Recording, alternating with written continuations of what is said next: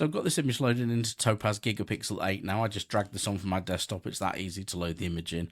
And if we look at the bottom, we can see the original size, 1408 by 768. Now this is obviously an AI generated image. So it's a kind of typical original kind of file dimensions that you'll be looking at. So I'm going to go to the top right hand side here to our upscale values. And today there's a crop tool here, and I'm actually going to use that today. So I'm going to click on that crop, and it's going to let me adjust the crop prior to the upscale. Now we can lock it into a particular aspect ratio if we like. So I think I had 16 by 9 on the previous. So I'm going to lock it into that just to keep the aspect ratio true to the original, but you can do whatever you want. I'm just going to do a little crop in here just to make it a little bit more interesting so it's not completely central. Apply that, and which is great because then you can sort out basic crop composition wise without having to take it into another image editing software. So for some reason when you do the crop, it magnifies it in. I like to view everything at 100% because we haven't actually upscaled this yet, we've just cropped it. So underneath that crop tool there, we've got the upscale factor 1, 2, 4, 6, and then custom. So I'm going to do 4. 4 is like my go-to kind of upscale amount for images like this, unless I have a specific requirement, in which case you can go underneath here and you can type something specific into the dimensions boxes down here if you've got some, like I said, more specific target sizes. But I just like to do 4 times for most uses. So now we're looking at the 4 times upscaled image on the screen, and the next key information, of course, we come down to the next section, which is basic models. Now this is choosing our appropriate upscaling model, and depending on the type of image, you might get different better or worse results depending on the model you choose. Now there's a little lightning bolt icon here, and if you click that, Topaz is going to take its best guess at choosing the settings that it thinks is right for your image. I would recommend against using this long term because I find that a lot of the time it doesn't really align with my own personal viewpoint on what's best for the image. But of course you can always use this as a starting point to guide you, to give you some place to start. I mean, you can see this appear in a couple of places. What I like to do is I like to do the A/B compare option here. So click this button here, A/B compare, and this is very useful. It allows us to compare up to 4 different upscaling models at the same time. So standard and high fidelity are good ones to always compare if you've got an image that is detailed. Definitely if it's more photographic, even if it's a very creative sort of way, if it's photographic or very detailed illustration, these two are good ones to include. Text and shapes is more for logos, so we're not going to worry about that. Low res is useful if you've got an image that is got quite a lot of JPEG artifacts or obvious like compression from being very low resolution.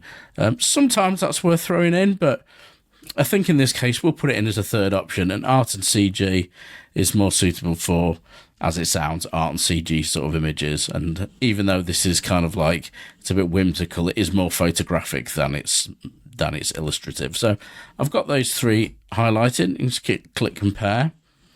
Now you can see in the bottom left hand side of the 3 windows that have popped up, it says which model we're looking at. So for this window here, we've got standard V2.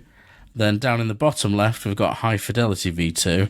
And then the larger preview on the right hand side is the low resolution V2 model. So you can now click and drag around and see how the different model is affecting our images. And we can look across the 3. Now there's a little glitch here, which I'll keep giving feedback to Topaz, which is when you've got a certain configuration of these preview windows open, you can see on the left-hand side too, it won't let us view above the man's sort of head, whereas even on the main image, we can zoom around using this thing, and it just won't let us go higher than that, which is slightly annoying because we might want to compare some detail up there, but we'll deal with that for the moment. So what I'm looking for now is just generally on images like this, the fine detail. So things like the hair on the face, the hair on the bumblebee, any tiny little details like maybe pattern on the fabric, texture on the fabric. Some models tend to process things in a different way and they can look quite subtle, but then when you start to look a bit closer, so on the standard V2, if I actually increase the magnification slightly, and give it a second to update its preview. You can see on the jacket sleeve there, the pattern has just got a little bit over processed, and it looks a little bit fake. Looks a little bit sort of forced. I don't really like that. So straight away, I'm going to say that that's the standard V2. Sorry, I'm going to actually click that cross and say no, I don't like what that's giving me. So now we've got a shootout between a high fidelity V2 on the left and the low resolution model on the right. Now, the low resolution model has got a lot of compression sort of fixing already built into it. So you can see on the right hand side we've got these additional sliders for sharpening, denoising and fixing compression on that particular model. If we go over to the low res model, even though we haven't got the fixed compression slider up, if you had an image with a lot of compression, you'd notice that this low res model already took care of a lot of that as per its actual sort of model attributes. Now, looking at these two, I think the low res model is just making his jacket texture look a little bit waffly. It doesn't look very good to me compared to the other one. It looks less refined, and it just looks, the texture looks a bit faker. So I'm going to cross that out, and we're left with the high fidelity model, which is what we're now viewing. So I'm going to put that magnification back to 100%, just so we're always looking at the pixels like for like. So now we've determined that, we can go down to the next section, which is generative models. I'm not going to use that on this image because it's not relevant. So I'm going to skip right past that. I'm going to go to model settings.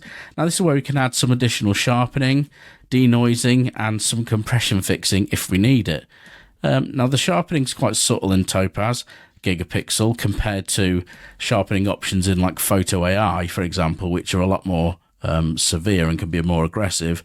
But this is a bit more subtle, but still a little goes a long way. AI images tend to be quite sharp anyway, so you don't want to push this too far. And underneath we've got denoise and fixed compression. And with these two, I would say, unless your original image was particularly noisy, grainy, or had lots of compression artifacts, I tend to maybe leave those alone, because if you push these sliders when your image doesn't suffer from those issues anyway, it's not going to make it look any better. It's probably going to make it look a bit softer and a bit worse. So only really apply those if you need to.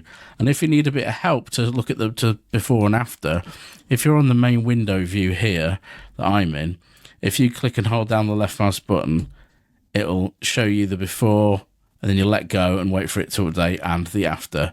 It's quite subtle on this one because the image was a good quality to start with, but you can see everything just goes a lot crisper when I let go. And you've got other preview options at the bottom here along these icons. You can do a before and after, you know, swipe left and right, and then you can do a before and after side by side, which is quite a useful option. So I'm actually going to keep that on for a second. So I'm going to go down, and the only other one that I could think of on this is the face recovery option. The face isn't too bad on this gentleman here. In fact, let me just put it to full screen for a minute. So the face isn't too bad. If you've got smaller, distorted faces, then you can use this face recovery option to help potentially clean them up. So select faces to recover. In this image, there's only one, so it's automatically selected that one. So click apply. Now we've got options under here. We've got Gen 1 and Gen 2. Leave it on Gen 2 because it's far superior to Gen 1. And then underneath, realistic or creative. Now, realistic, it tends to be more subtle, and creative can have a stronger effect, but unless it's really distorted and really mangled the face, it can actually make it look a lot worse. And underneath, you've got your strength slider. So I've got it set to realistic at the moment, and the strength is quite high.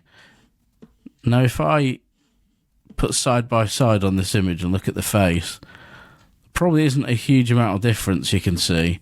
It's obviously cleaned the face up a little bit from the part of the upscaling. But if I had to click on creative and just put this all the way to the top, it's actually sort of fixed some of the little details and like the eyeballs and things like that. So in this instance, the very strong creative face correction or face recovery has actually worked really well here, but on other images that might be way overcooked. So the smaller the face in the image, generally the stronger you can get away with using the corrections. And that's our final upscaled image. So what we do now is we click Export Image, and we can choose a prefix and a suffix here, folder to save to, which file format you would like to save it in and the appropriate quality, and then click Save, and you have your final file.